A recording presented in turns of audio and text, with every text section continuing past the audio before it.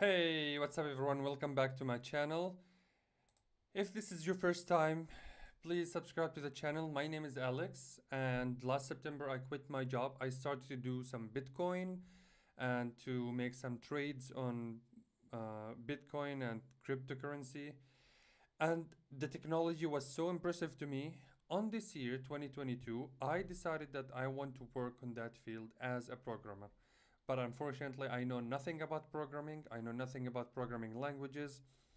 And I decided that I want to learn. Today, I'm going to continue learning how to build some games. On the last video, we built two games. One of them is Guess the Number. The other one was, I don't know, what was the other one? The quiz game. Today, we're gonna do the rock, paper, scissors game on Python. I don't know how to build it, but as I promised you, I will share with you everything that I'm learning. Get started with the game. Move on to the next one. All right, so now we're So, by the way, this video is the tutorial that I'm watching on YouTube. I will leave the link in the description below if you're interested to watch by yourself, or you can learn with me. moving on to rock, paper, scissors. Now, obviously, you guys know how this game works, but what I'm going to do here is make it so that the computer keeps track of how many times the user gets it correct versus how many times the computer gets it correct. And when I say correct, sir, I mean whoever wins rock, paper, scissors. Right. So the first thing we're going to do here is import random. Now, small note here, when you are importing modules, it's typically best practice to do it at the very top of the program. I see some beginners import the module like right before they use it. That's fine, you can do that, but it's just better practice to have it right at the top, so it's really easy to see what stuff you've imported. Got that. And obviously remove it, and then you can use it throughout the entire file, whereas if I tried to use like random up here, it doesn't work until after I've imported, right? So hopefully that's clear. But anyways, that's what we're going to do. All right. So what we need is we need two variables, one for the user score and one for the computer score. So Right. I'm going to say user underscore wins is equal to 0. And I'll say computer underscore wins is equal to 0 as well. All right, now I'm going to have a while loop. I'm going to say while true.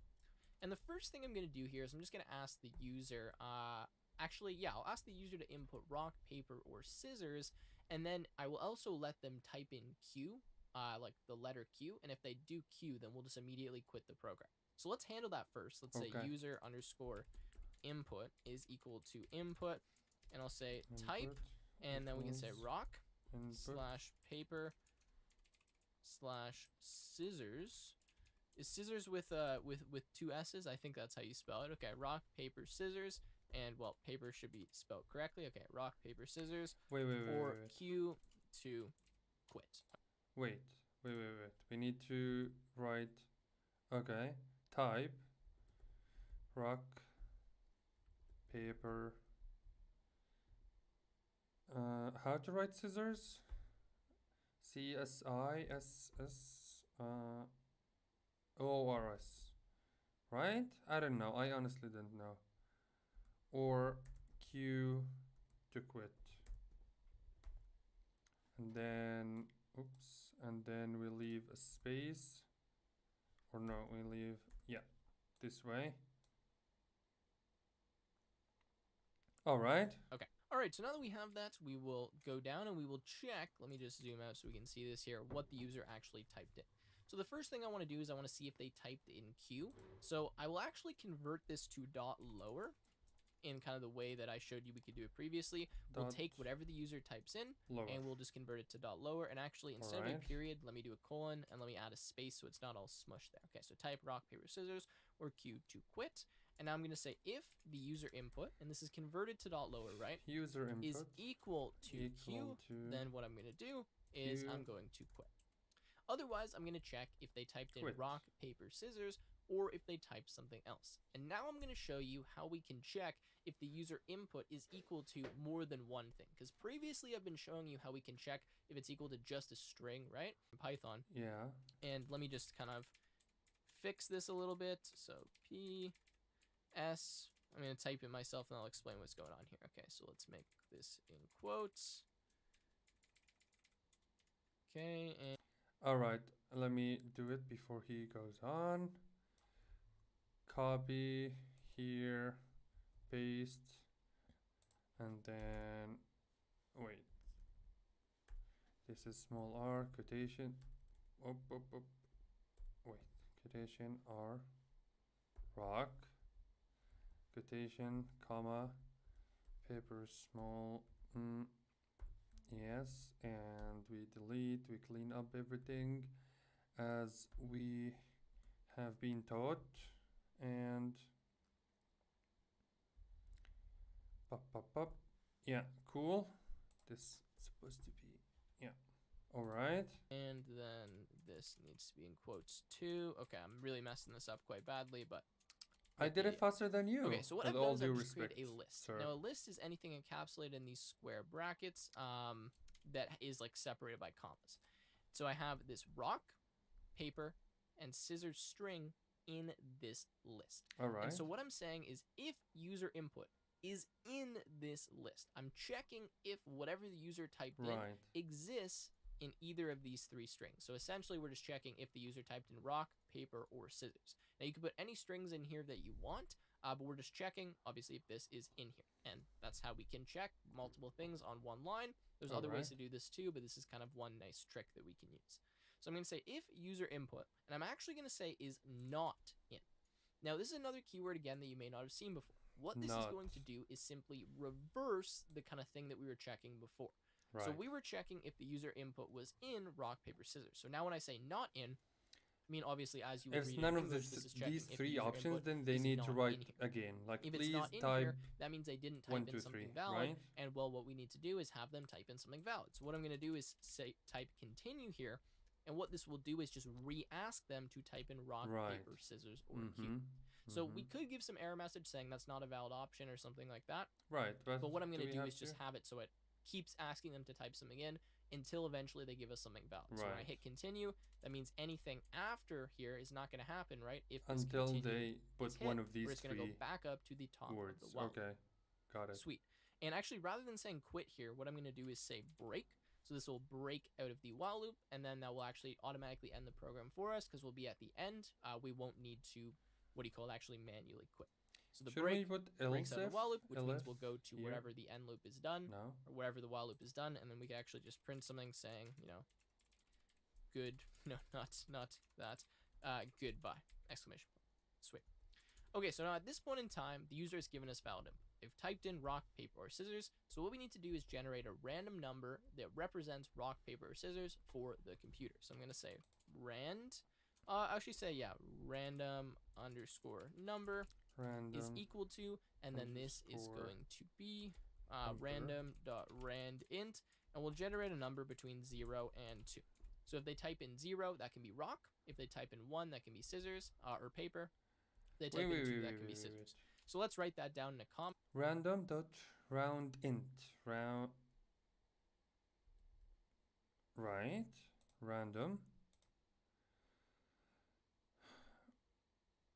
Random number equals random dot rand int. Is this correct?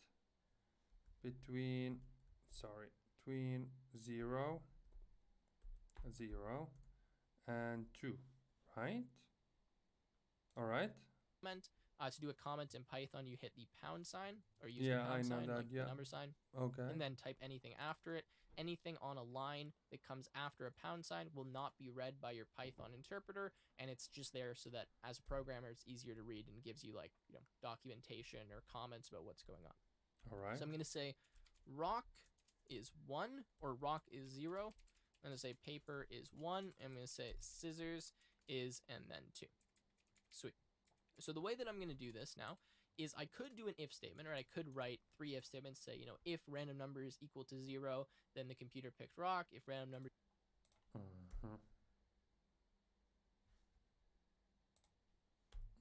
it needs to be here, right? That's what was missing. Is equal to 1, if random number is equal to 2. I actually don't need to do that. What I can do is let's see here. Okay, so what I'm going to do now here to actually assign some variable equal to rock, paper, scissors to represent the computer's kind of choice is I'm going to use a list. Now, again, this might be a little bit confusing, but I think you guys will get the idea if I do this.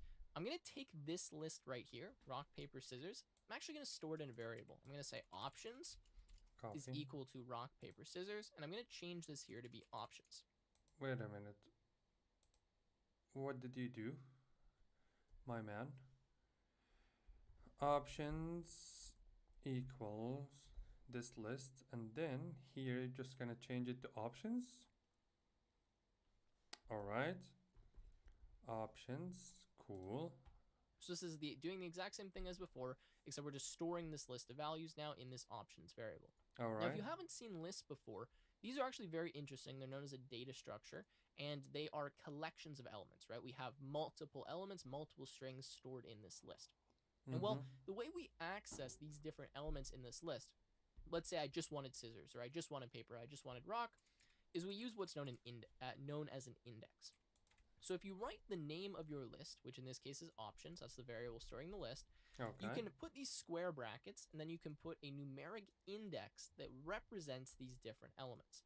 So in this case, the different indices of this list are rock 0 equals 0, 1, and 2. Papers equals 1. And if we had another element, right? Let's just go test.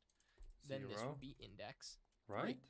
So the way this works is you start counting at 0, and then you just go up by 1 every single time. So the very first element is indexed by 0, second 1, third 2, fourth 3. And so that's all that is. Is this how we so when I say it? options at 0, that's going to give me rock. When I say options at 1, that gives me paper.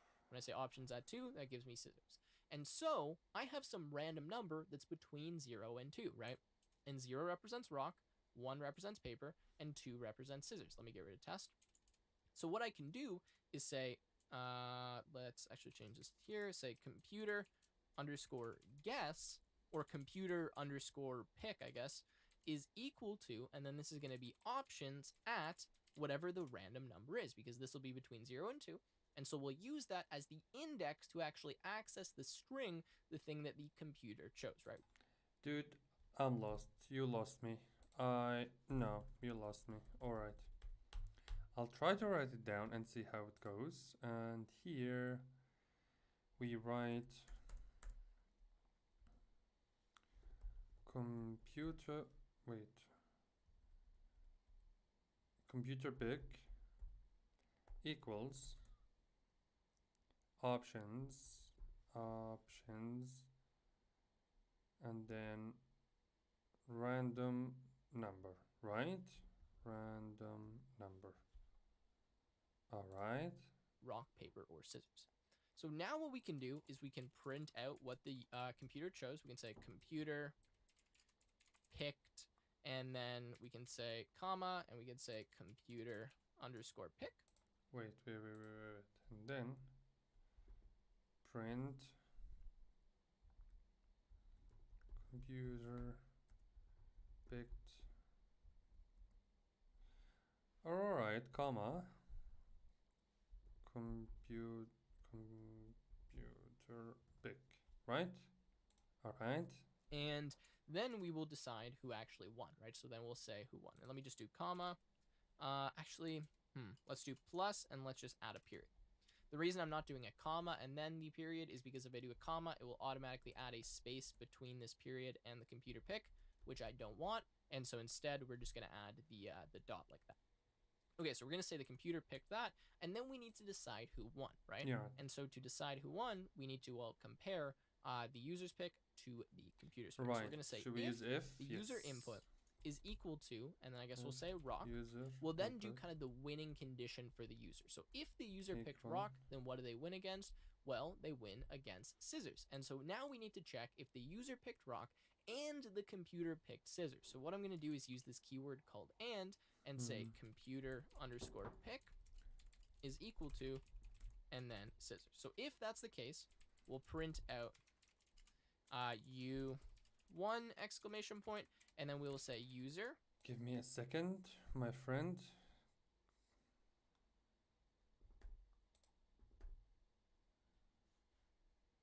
Computer pick equals, oh, double, okay. Underscore. Here it needs to be 2 times, and here Pop, pop, pop, pop. All right.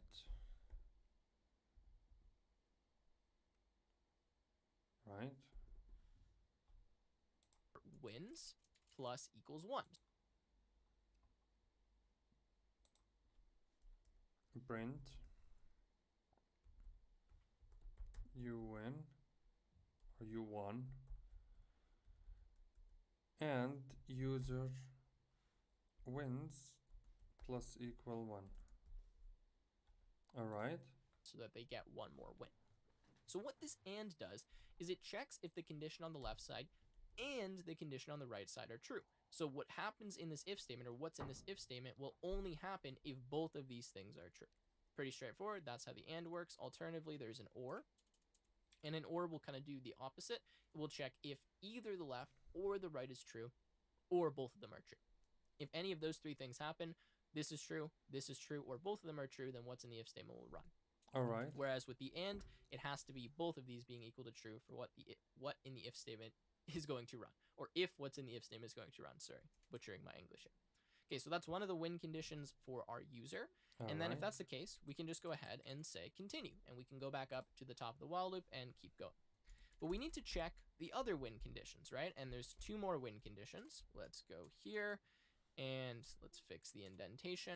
Wait, we just copy and paste that, right? That's what you want us to do. Copy, enter here. Let's give it one more space. And then okay, and we'll say if the user input now is equal to paper and the computer picked what is it, rock, then that means that we won, right? And so we would add 1 to the win.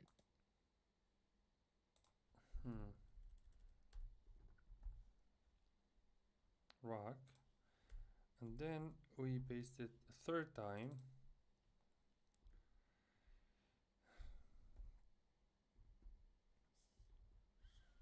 And then here, paper. And then the last one is we picked scissors and the computer picked paper. Sweet. So the reason I'm doing this continue here is because after we've determined that we've won, there's really no point in checking these other if statements. So we could instead do these in elifs. So I could say if, elif, Yeah. and then actually I could remove all these continues. And in fact, let's do this. And then we will go down here and we will say else. Wait. Elif, and without discontinue, right?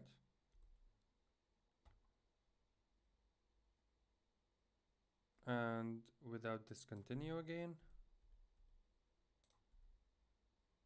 No, let's give it some space so we understand what's going on. Elif, and we move this continue. Right, and then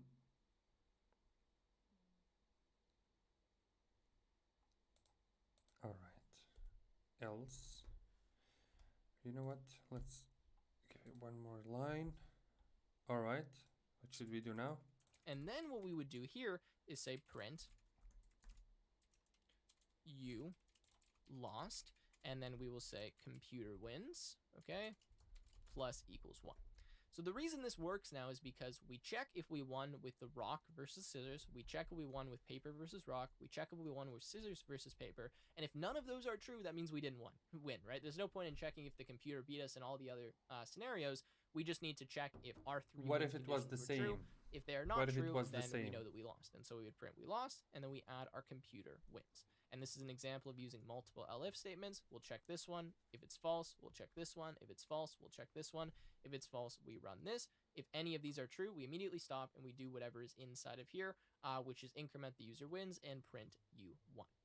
Great. So now the last thing I'm going to say before I do goodbye is I'm just going to print out the number of user wins versus computer wins. So I'm going to say the user, or I'll say in this case you won, comma, user underscore wins times, and then we'll print the computer won, and then computer underscore wins times period. Great. So hopefully that is all. And then, just go back for a minute. times, and then we'll print the computer 1, and then right, and here print the computer 1. Oh, the computer 1, comma, computer wins, comma, times. All right. computer underscore wins times period. Great. So hopefully that is all good. Let's quickly run through what we've done because we wrote a lot of code here relatively quickly. As you can tell, I'm kind of picking up the pace a little bit as we go through this. So we have our user wins, our computer. Wait, I have something wrong.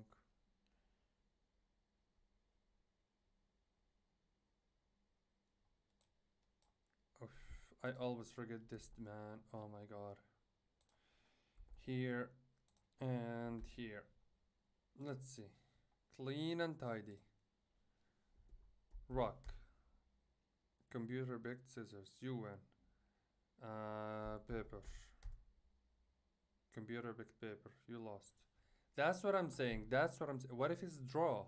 Like we have the random, same. which we've already discussed. We have our list. First time we've seen this, called options. I can add this. Wait, I can add this. Here, we just go for elif.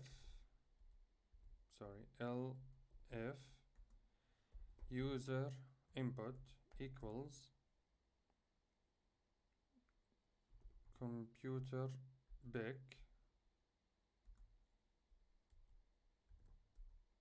print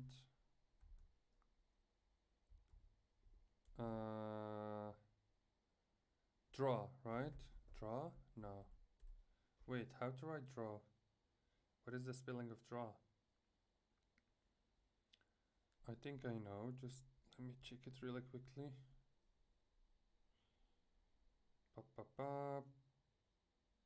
What?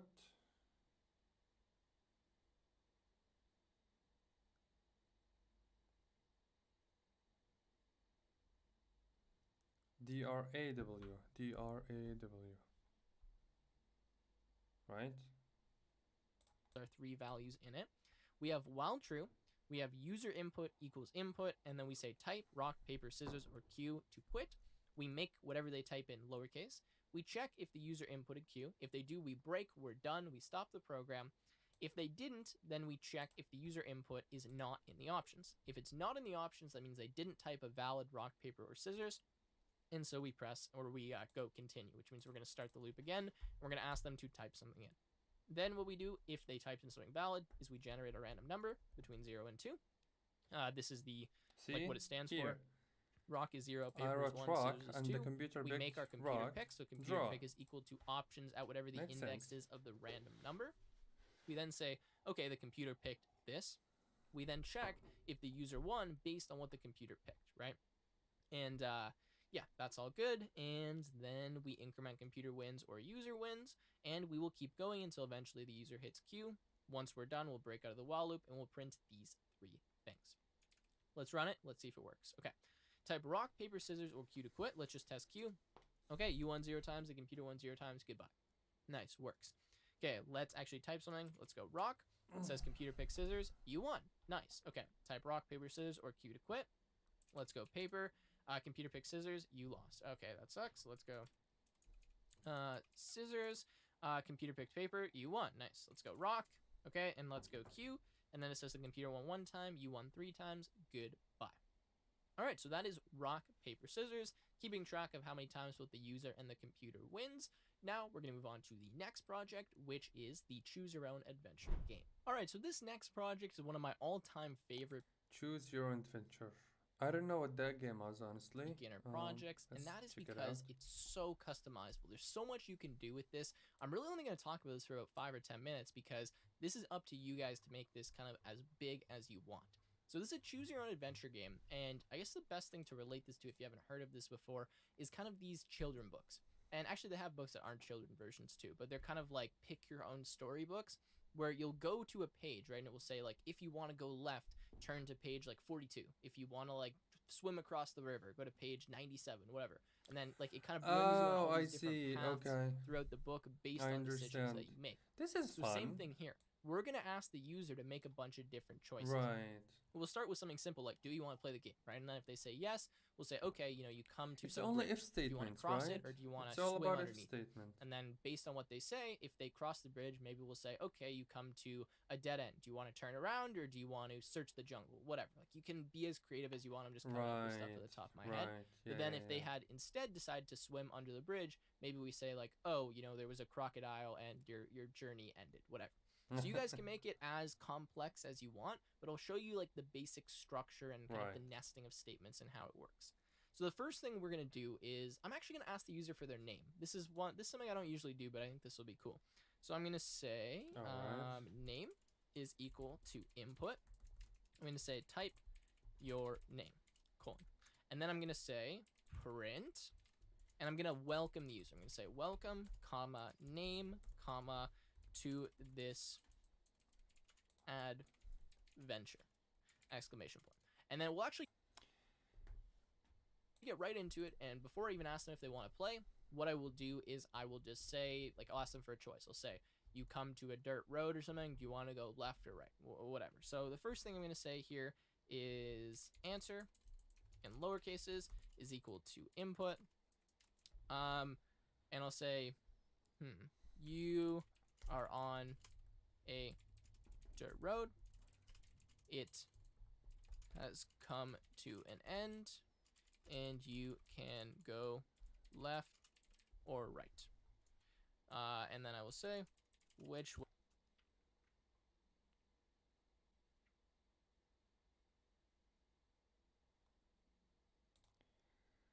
way would you like to go? Question mark. Okay. So let's just go here. Let's say, just to make it shorter. Sorry, you've reached the end of the road. Would you like to turn right? Do you like to turn left or right? All right. And notice that it's doing this auto formatting. You guys don't have to worry about this. Just my IDE auto formats my code when I save it. And so you can see it's kind of going on a new line. Don't worry about it. You can just do yours in the same thing. But anyways, that's like my prompt. You're on a dirt road. It has come to an end, and you can go left or right. Which way would you like to go? And I'm expecting them to type in left or right. So the first thing I'm going to do is I'm going to check if they typed left or right. I'm going to say if answer is equal to left. And actually, before I do that, I'm going to convert this input here to dot lower. And I realized I kind of messed something up. Hopefully that fixed it. Okay. So dude, just all right. I know. Dot lower, right? I think this is correct. Is it? Yes, I think it is. We're going to say dot lower, and let me add the space here between the question mark. Okay. So answer equals left. So wait. What? Remove regented parentheses here. All right. I think we have another some. What is going on here with us?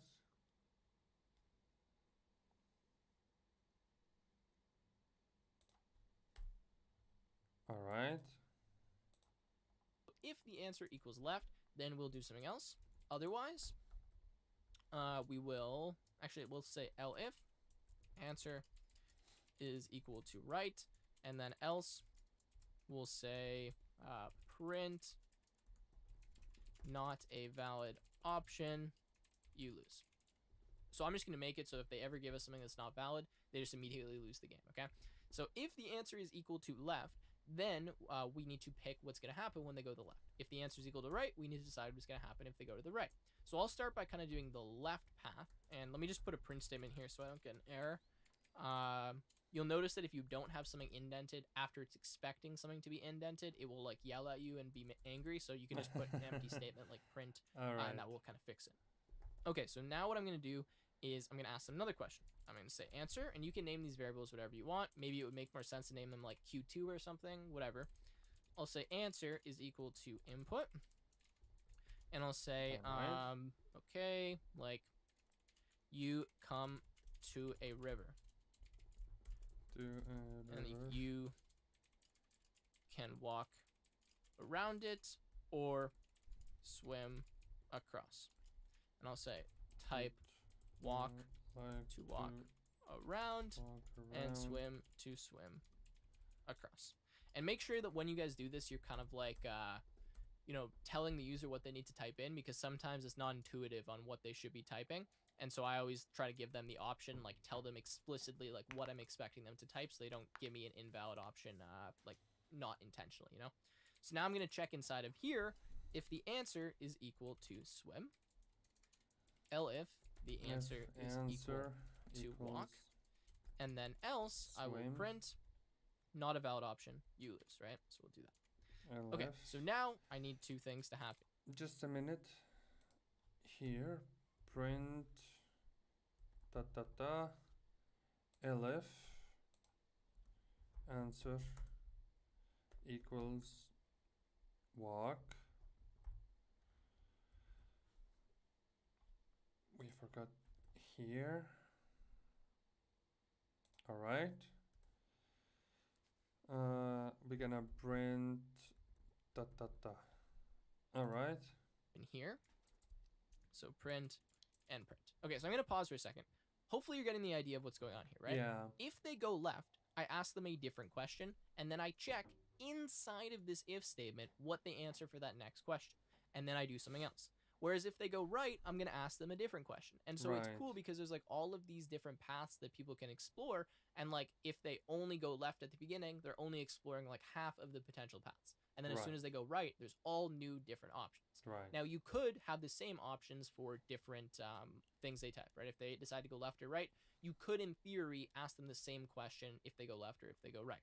But I like to do it differently. I think that's more fun. So let's just kind of continue on this path here.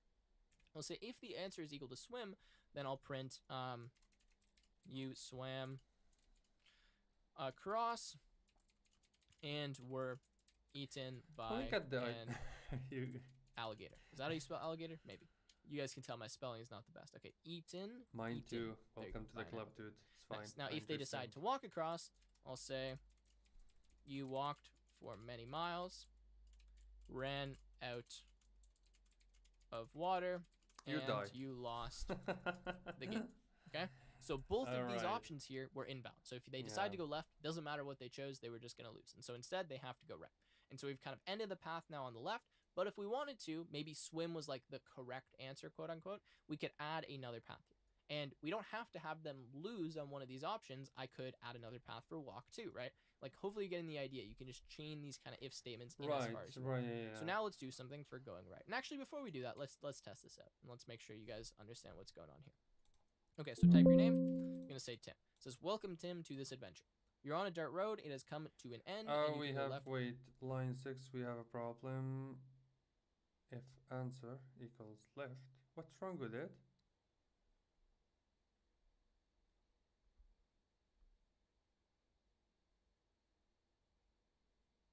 Oh, alright, yeah. Print, I don't know, anything. Alright.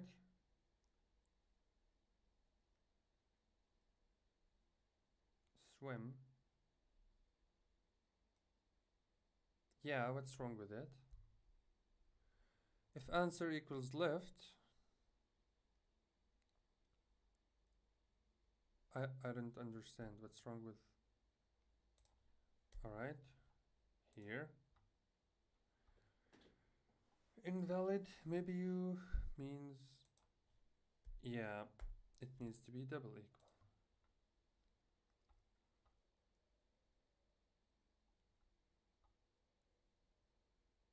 Alright, what's wrong with that too?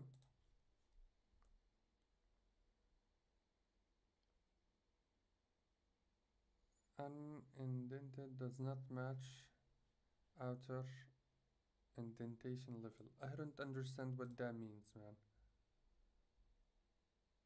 Oh, all right. I think I got it here. What about now? If answer... Dude, what's going on, dude?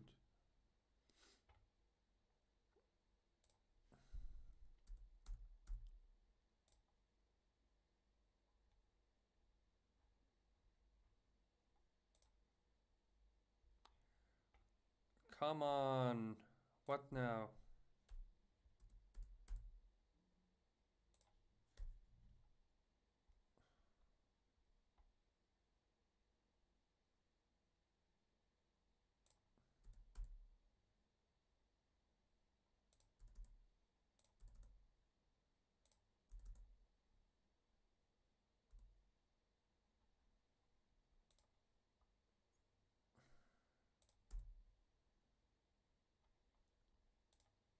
I really don't get it. I don't understand what's going on wrong here. If... Alright.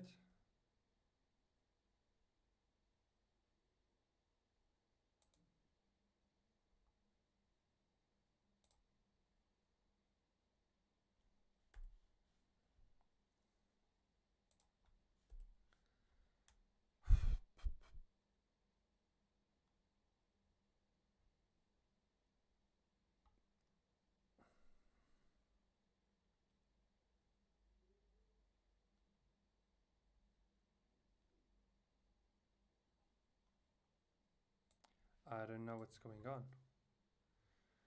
If answers left, print, God knows what. Alright. And then answer, cut,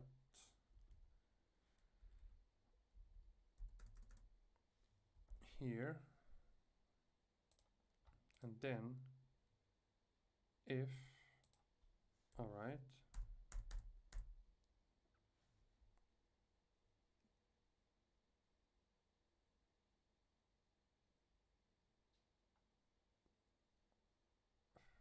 Alright. Else, walk. Elif, answer, equals, walk. It is the same. That's what I don't understand. Elif equals, what about now? If answer equals, fine, sorry, here, fine, here.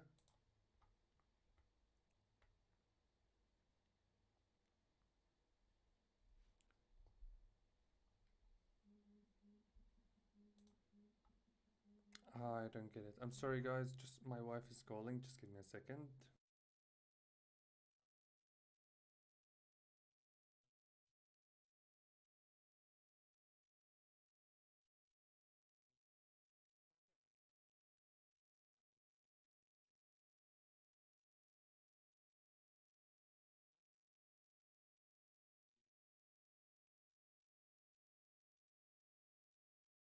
So sorry guys, still we're trying to figure out this. Let's go from the beginning. If answer equals left, if answer equals left, print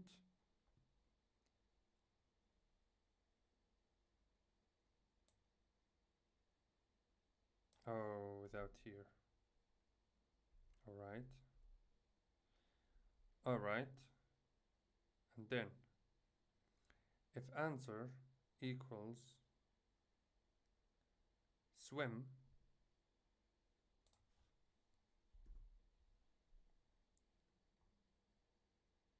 if answer equals swim, print, I don't know, anything.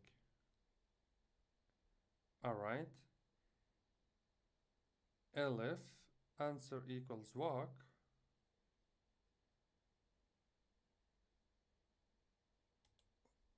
what should I do? What should I do here?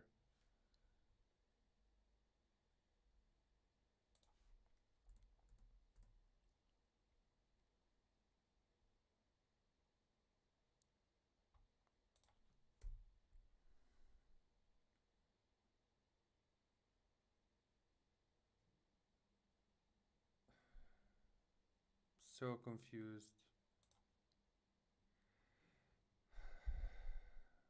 Would you just tell me what statement seems to have no effect? What do you mean, has no effect? What does that mean?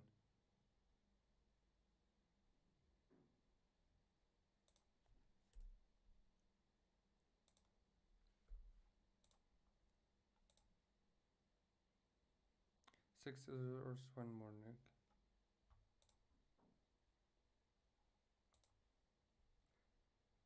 If you can please just tell me what is wrong, unexpected indented. I don't know what that is, so copy. Please, God. What is unexpected in Python? Yes. Unexpected indented is raised when you indent a line of a code too many times. To solve this error, make sure all of your code uses constant indentation and that there are no unnecessary indents. You literally didn't help me.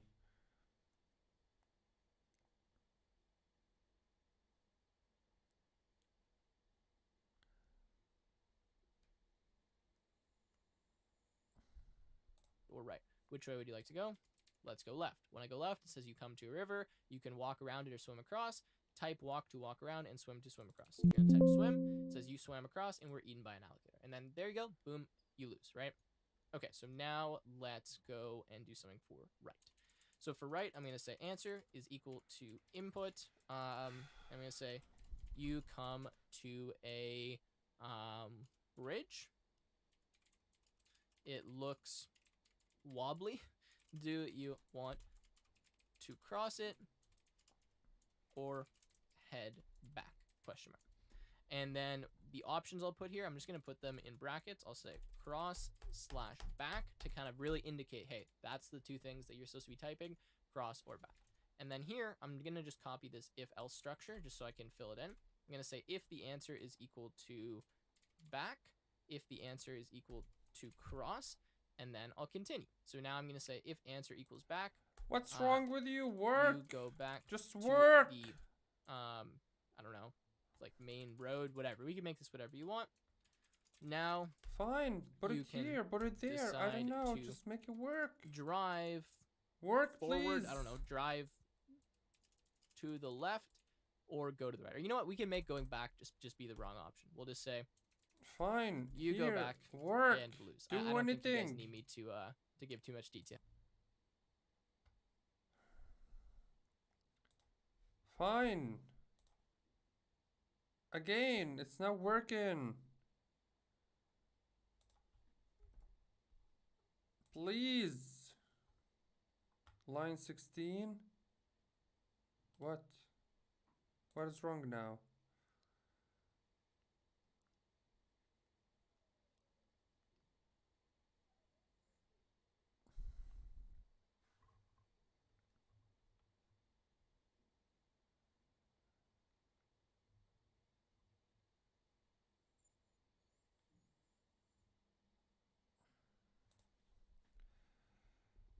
Print whatever the fuck you want. Can you work now? Type your name. Alex. Welcome, Alex, to the game. You have reached the end of the road. Would you like to turn left? Would you like to round walk? That's it, right? Finally.